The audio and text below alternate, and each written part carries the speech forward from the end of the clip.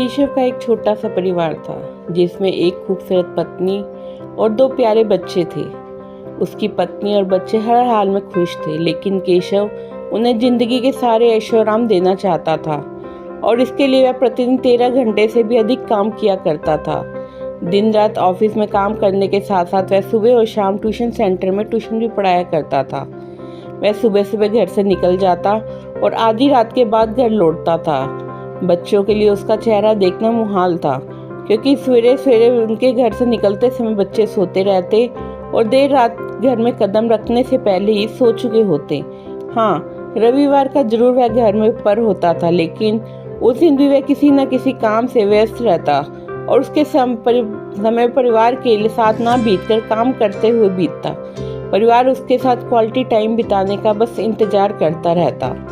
पत्नी अक्सर उससे कहती कि उसे घर में वक्त बिताना चाहिए, बच्चे उसे बहुत मिस करते हैं। उस वक्त वह यही जवाब देता कि ये सब मैं उनके लिए ही तो कर रहा हूँ।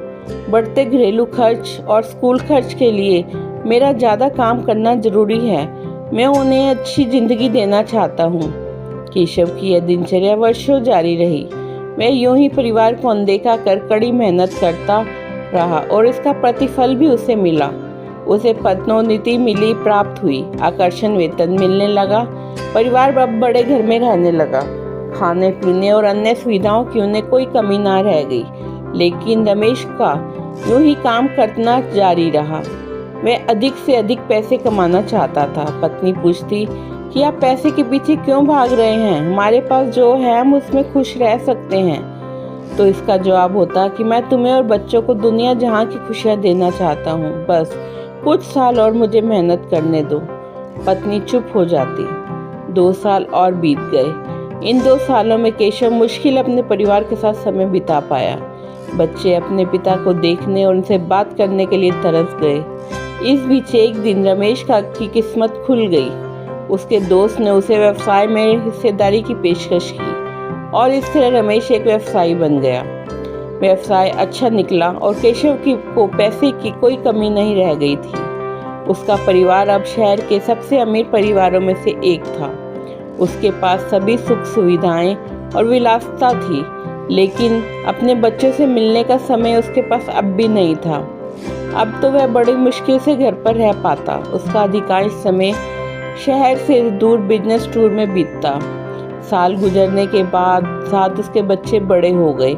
अब वे किशोरावस्था में पहुंच गए थे। केशव ने भी इन सालों में इतना पैसा कमा लिया था कि उसकी अगली 5 पीढ़ियां शानदार जीवन जी सकती थी। एक दिन केशव के परिवार ने छुट्टी बिताने समुद्र तट स्थित अपने घर जाने की योजना बनाई। बेटी ने उससे पूछा, पापा क्या आप एक दिन हमारे साथ बिताएंगे?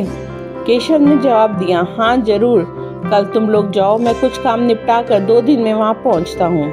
उसके बाद का मेरा पूरा समय तुम लोगों का है। पूरा परिवार बहुत खुश हो गया। वे समुद्र तट स्थित अपने घर पर चले गए।